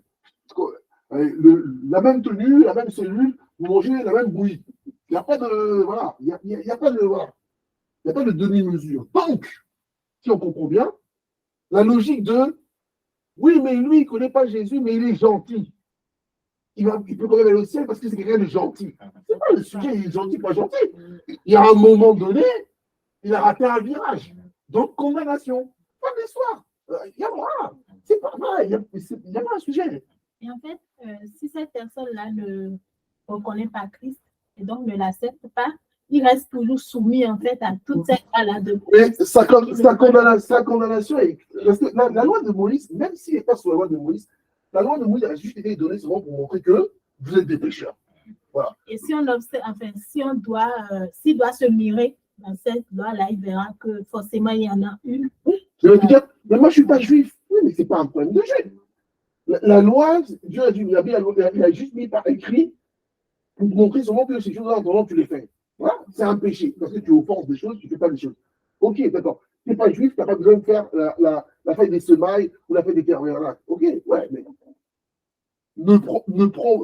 tu ne tueras point ou tu ne prendras pas la femme de ton frère. Ce n'est pas une histoire de juif, pas juif. C'est que de toute façon, quand tu vas le faire, tu vas offenser la personne. Donc, quand tu crées l'offense, tu crées le péché. Pas d'histoire. On s'en fout des juifs, pas juifs. Ou t'es pas croisien, etc. C'est pas le sujet. C'est vrai que tu crées une offense. Donc, si tu crées une offense, tu crées une douleur. Voilà. Donc, ça veut dire quoi? C'est bien pour qu'on va se poser des questions. Aujourd'hui, qui veut rester sur la loi de Moïse, qui veut aller sur la loi, qui veut aller sur la grâce? Tu vas être sur la grâce et puis tu commences à aller chercher maintenant les histoires de la loi de Moïse. Parce que là, la grâce, elle disparaît. Parce que toi, tu vas dire, non, moi, je suis un juriste. J'ai besoin de rentrer dans les histoires de loi et on va regarder article par article. Là, toi-même, tu quittes ta. Parce que c'est pas possible de dire que, bon, il y a la grâce qui est là comme un jet, un fait de cours. Hein. Je vais quand même dans la loi. Et puis quand ça se fait souvent, je rentre dans la. Ça ne marche pas comme ça. Oui. La Bible dit oui. Car si nous péchons volontairement, oui, après avoir reçu la connaissance de la vérité, il ne reste plus de sacrifice pour les péchés, mais une attente terrible du jugement et l'ardeur d'un feu qui dévorera les rebelles. Celui qui a violé la loi de Moïse meurt sans miséricorde. Sur la déposition de 2 ou de 3 témoins, oui.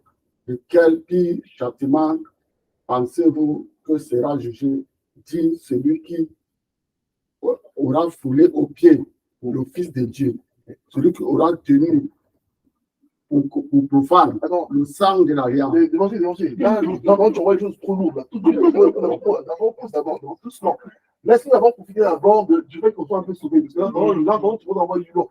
Et tu as répondre à plein de trucs en même temps. Alléluia. On peut avoir la référence, s'il vous plaît. La référence. Oui. Hébreux 10, verset 26. Oui.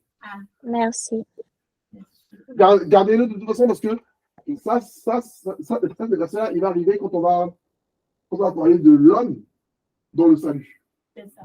Parce qu'il y en a qui pensent que la grâce, là, maintenant, c'est devenu.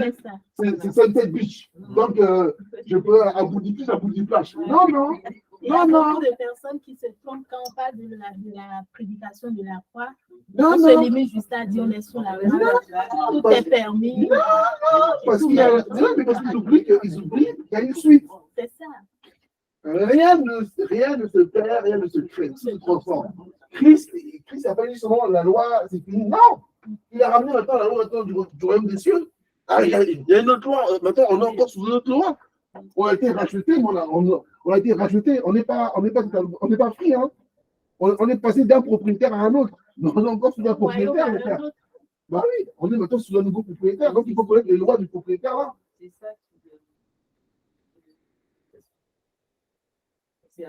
Tu peux expliquer comme tu veux. Si la personne n'est pas été convaincue par le Saint-Esprit, ta casse, ça rentre là, parce que ça, là, le Christ a expliqué avant de mourir. Hein.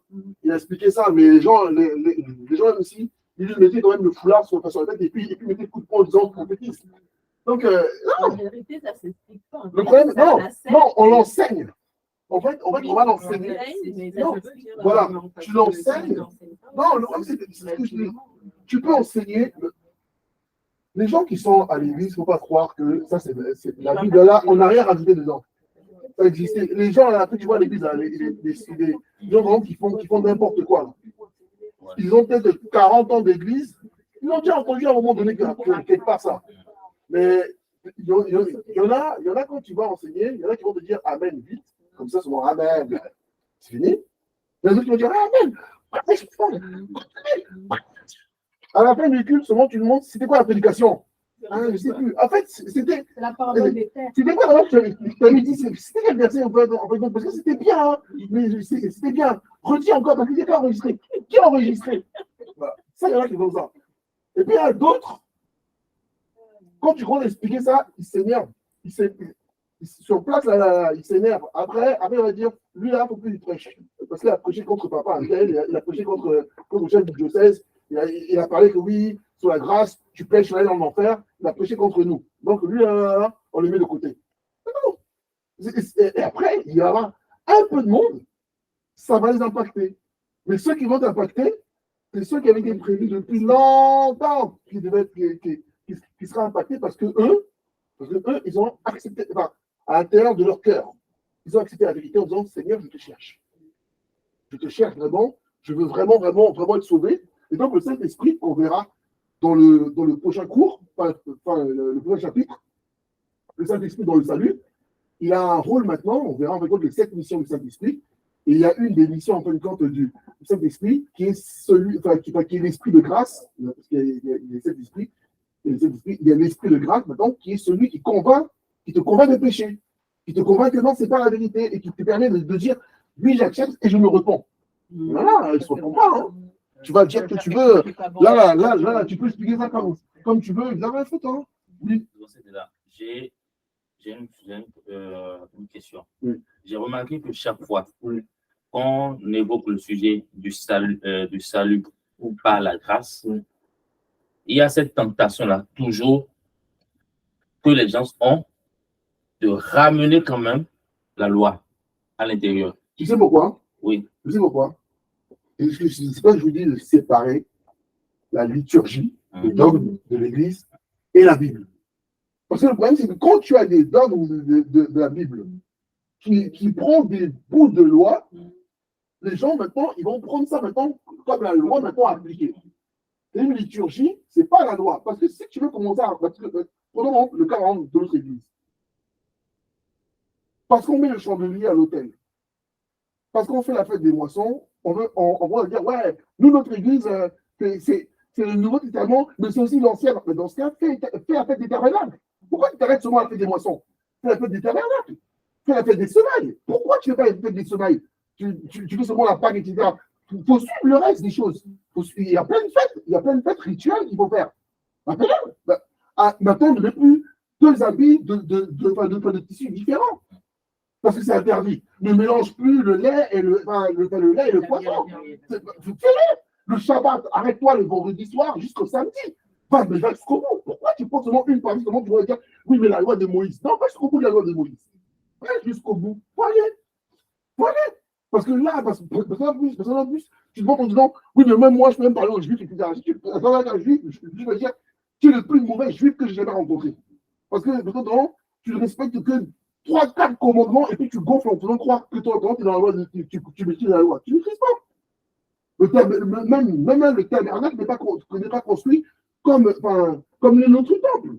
C'est n'importe quoi. Voilà. Donc, les gens prennent des parties de la liturgie. C'est les dogmes. Dans les dogmes, on a dit de prendre une partie des choses sur révélation, une partie des choses où Dieu va te donner dedans, il va avoir une explication spirituelle à la chose, mais séparer le dogme de l'Église avec la parole. La parole de Dieu est universelle. Elle est la même, quelle que soit la dénomination de ton assemblée. Évangélique, protestant, catholique, le verset il est le même pour tous. Non. Après, il est le même pour tous, mais dans la compréhension. Non, le verset est le même. C'est-à-dire que c'est ton cerveau qui est vieux. C'est ton cerveau qui interprète. Mais le verset, quand on lit la Bible, lui, quand on lit le verset il est pareil. Il est écrit pareil. Après, maintenant, l'interprétation, c'est quand tu commences à dire, ça veut dire que. Là, par contre, ça, c'est ton cerveau. Oui. Si la parole de Dieu, elle est la même pour toutes les religions, Oui. alors là, en fait, il y a un autre problème C'est que moi donc. j'ai beaucoup observé, Oui. c'est que quand les gens, notamment de notre congrégation, entendent la prédication de la croix, Oui. arrivent à se l'approprier, Oui. derrière cela entraîne pas mal de départs de l'Église. Est-ce que c'est un manque de discernement? Et de plus en plus, en fait, beaucoup de personnes, parce que dès qu'ils s'approprient, en fait, cette prédication-là, ils commencent à relever trop d'incohérences au sein de l'Église et ils partent. Oui, Ils vont pourquoi? rejoindre les églises évangéliques. Oui, mais les églises évangéliques, je peux te citer le nombre d'incohérences qu'il peut y avoir aussi. En fait, le problème, c'est parce que derrière, il y a une mauvaise définition encore, une mauvaise formation, un mauvais discernement des choses, une mauvaise définition des choses. Je vous ai déjà dit, les dénominations religieuses, ce sont des faits de circonstances et d'hommes. Ce sont des faits de circonstances et d'hommes. Les premiers chrétiens, les Paul, les machins, etc., il n'y avait aucune dénomination. C'était la parole brute. Voilà. Sans logique, etc. C'était écrit nulle part. Quand tu vas commencer à prier, je vais dire, voir son Dieu au Père, au Fils, c'est écrit nulle part. Eux, ils étaient simples, ils écrivaient des prières simples. Et Christ expliquait les choses simplement. Christ, quand il a commencé à parler, on en verra quand on parlera de la prière. Quand Christ parlait de la prière, il a donné quelques instructions. Il a donné celle en attendant que nous, on lit, qu'on n'arrête pas ce qu'on a dit nous-mêmes. Et puis, il a donné d'autres instructions sur comment prier. Ne pas prier devant les gens. Nous, en entendant les privilégiés, il dit allez dans votre chambre, juste entre vous, etc. Et puis après, il disait ne faites pas comme certains qui multiplient des vaines paroles, des longues prières, donc ils pratiquent tout le monde le dimanche là. Non, ta prière doit être des mots, c'est court. Mais voilà, c'est court et c'est perpétuel avec Dieu. Il a donné les choses simples. Après, qu'est-ce qui se passe? Les églises commencent comment? On va chez nous. Notre église, nous a commencé comment? Est-ce que c'est Jésus qui est venu? Non, il y a quelqu'un qui a eu la révélation. Après, il y a eu des gens autour de lui. Et même en quand tu commences à écouter la vraie histoire de l'église, les choses se sont construites au fur et à mesure. Il y a des choses qui ont été rajoutées. Quand on a commencé au début, il n'y avait pas l'histoire de sangle et de soutane. Ça arrive au fur et à mesure. Donc, ce sont des âmes qui ont rajouté les choses. Après, excusez-moi, je vous dirai, après, quand je sortirai, je ferai attention à ce que la foudre ne me frappe pas, mais nous, on vient et puis, comment dire, on déclare comme vérité ce que Maman Choupa il a dit. Oui, mais ce que Maman Choupa a dit ne correspond pas à l'église catholique ou ne correspond pas à l'église. Après, c'est lui qui a reçu la révélation.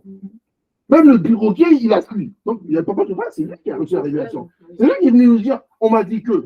Moi, je n'étais pas là quand on lui a dit. Donc, en fait, quand tu commences à prendre maintenant, on m'a dit que, et puis tu veux ça au-dessus de la Bible, c'est là que ça part en vrille. Pourquoi, en fait, quand les gens, maintenant, des fois, ils entendent maintenant la vérité, entendent la Bible, maintenant, ils quittent l'église? Parce qu'en fait, vous n'avez pas pris l'église, vous avez mis l'église au-dessus de tout. Comme une vérité absolue. Vous dire que nous, les célestes, c'est nous, la dernière parvenue des cieux, etc. Vous parlez comme une secte. Donc après, quand quelqu'un, maintenant, commence à lui donner une vérité qui ne correspond pas à ce qu'il a entendu, il dit, ouais, c'est un mensonge, et ça va. À un moment donné, dites les choses telles qu'elles sont. Il ne faut pas commencer à vendre. Il ne faut pas commencer à vendre. Alléluia. Oui. Alléluia. Excusez-moi. Oui. Oui, excusez-moi. En fait, j'insiste dessus parce que vraiment, moi, ça me perturbe et j'arrive pas, en fait, à faire comme tu dis, c'est-à-dire quand tu nous dis de séparer les dogmes de l'Église avec, la liturgie, des dogmes, etc. Parce que, en fait, je me dis, mais au final, il y a Église parce qu'il y a la parole. Normalement, on est censé, on ne doit pas Parce que je comprends tout ce que tu dis, mais en fait, je me dis, j'arrive pas à séparer les deux. Enfin, je me dis, à quoi ça sert que je continue à faire des choses, même si dans mon cœur, en fait, j'ai compris la différence, mais à quoi ça sert que je continue à faire une liturgie ou des dogmes qui je sais, ne sont plus d'actualité?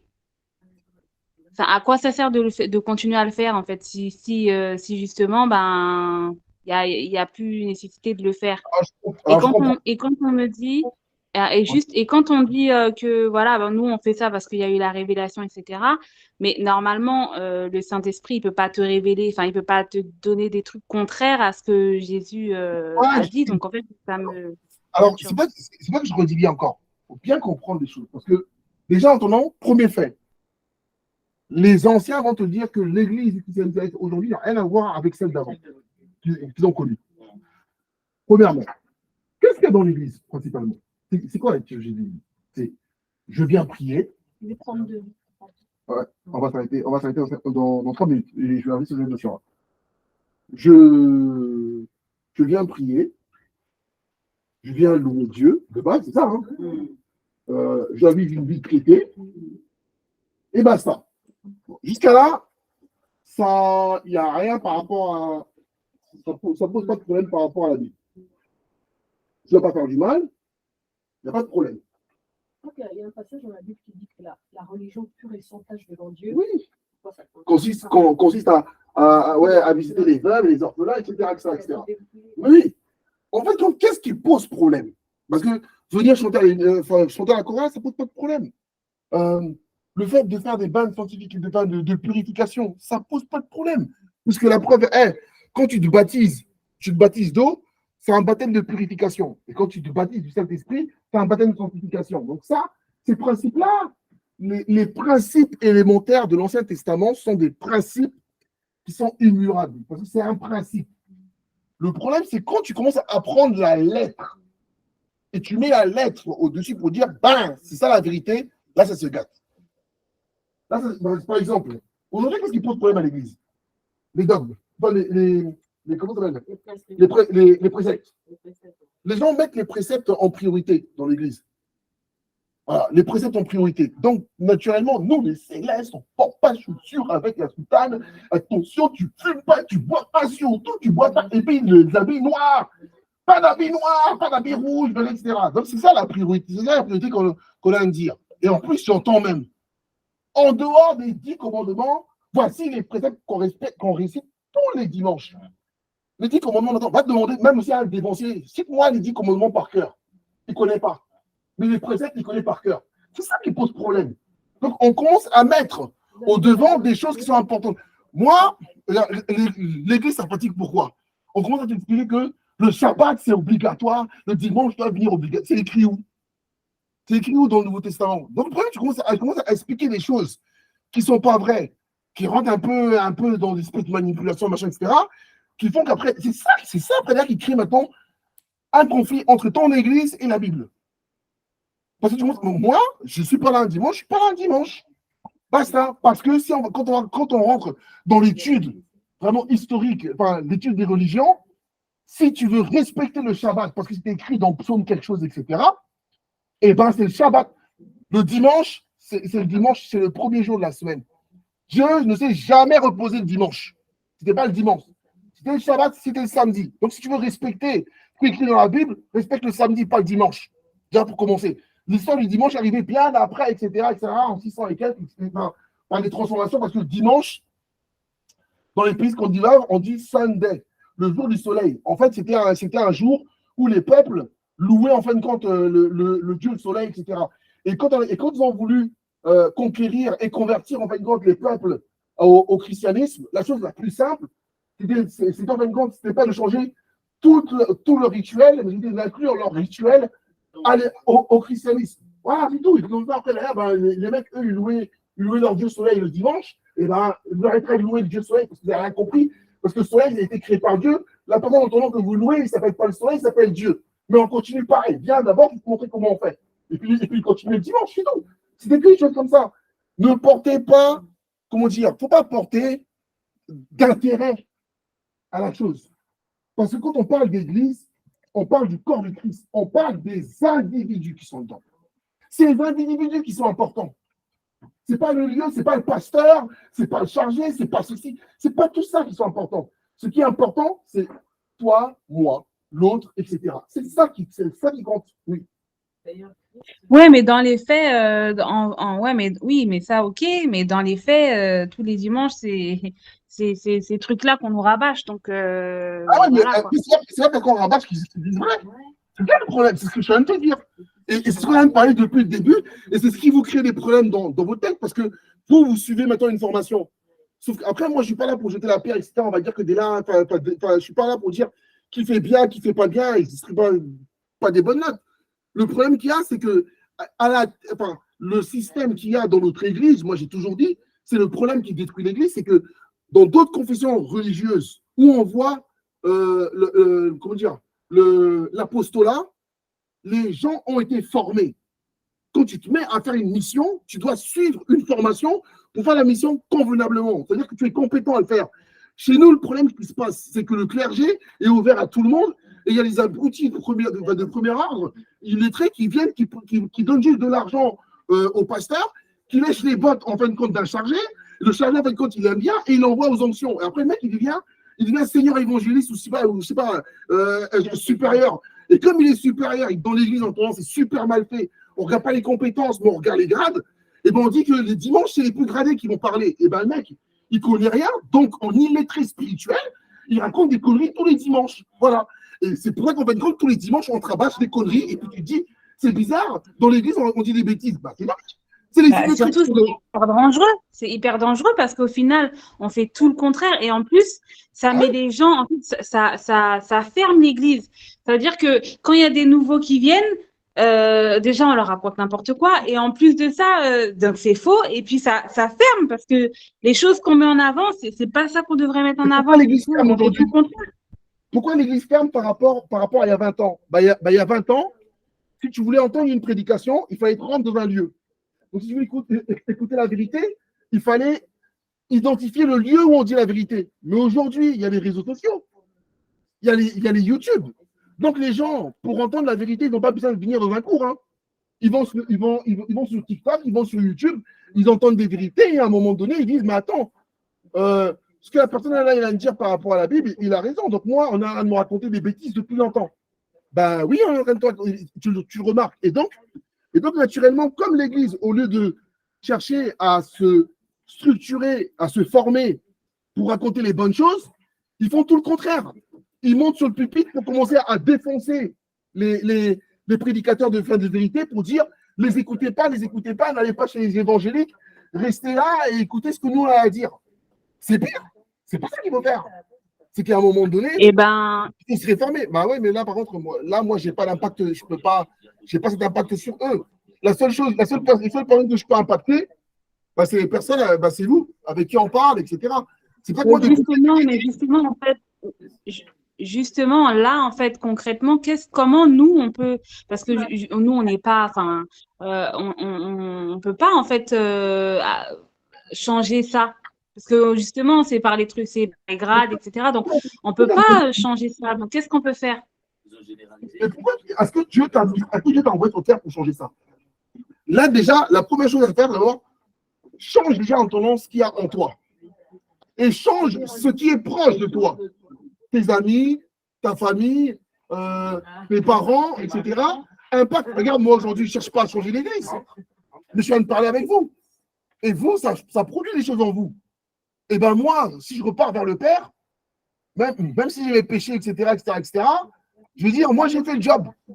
Parce que la Bible a dit, il y a de la joie dans le ciel pour un seul pécheur qui se repent. Moi, s'il y en a un dedans qui a compris la chose, et après là, qui se fait guider par le Saint-Esprit, après, il se passera ce qui doit se passer. Si c'est lui qui doit sauver l'église, c'est lui qui sauvera l'église.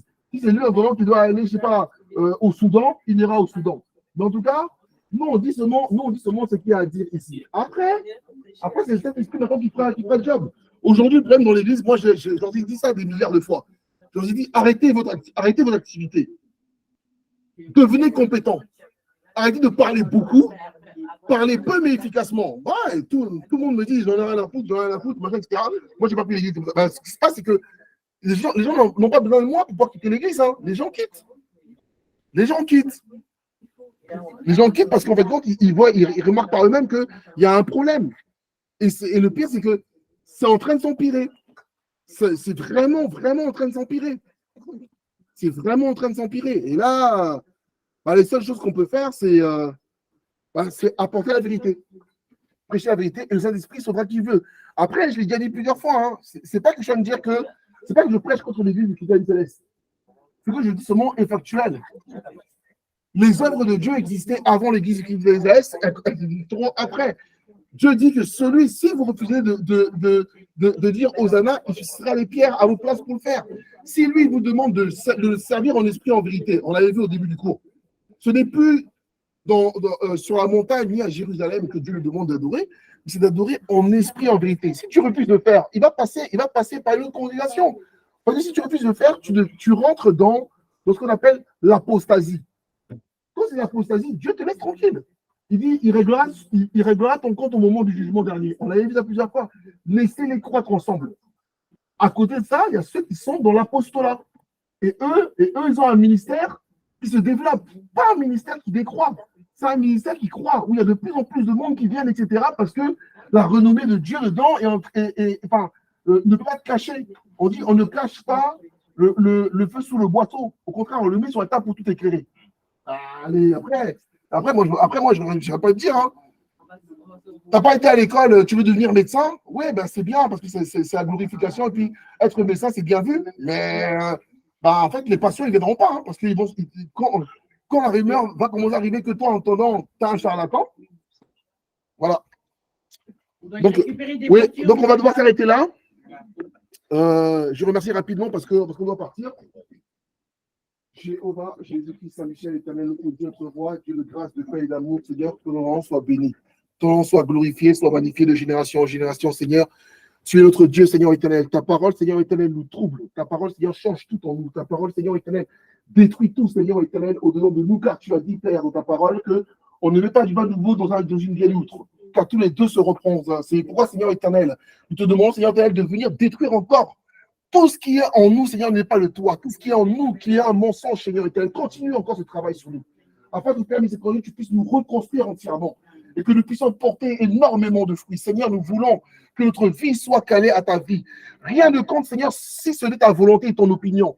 Et nous voulons, Seigneur, que ton opinion envers nous, Seigneur, soit une opinion de glorification, une opinion, Seigneur éternel, de joie, Seigneur éternel, par rapport à notre vie. C'est pourquoi viens agir puissamment en nous, Seigneur, si tu as défini qu'à travers tes enfants, Seigneur, il y aura ceux qui seront, Seigneur, des prédicateurs de la repentance, qui vont restaurer, Seigneur, ton alliance. Seigneur, agis puissamment dans leur vie. Dévance-les, Seigneur éternel, afin que, Père miséricordieux, les œuvres du diable n'aient pas de pouvoir en nous. Manifeste-toi dans nos vies, au nom de Jésus-Christ, notre Sauveur. Amen. Amen. Amen. Au nom de Seigneur Jésus-Christ. La grâce du Père, l'amour du Fils, la pensée de l'autorité de notre et que nous bénisse, de quand nous assiste au nom de Jésus-Christ, notre Sauveur. Amen. Amen. Amen, Seigneur Jésus-Christ. Cet Alléluia. Alléluia. Alléluia. Alléluia. Alléluia. Alléluia, alléluia, alléluia. Ok. Donc, après, Christelle, si tu veux, on pourra poursuivre au téléphone. Ok. Donc, je déconnecte tout le monde. Merci à tous et puis à jeudi. Merci, à jeudi. À jeudi.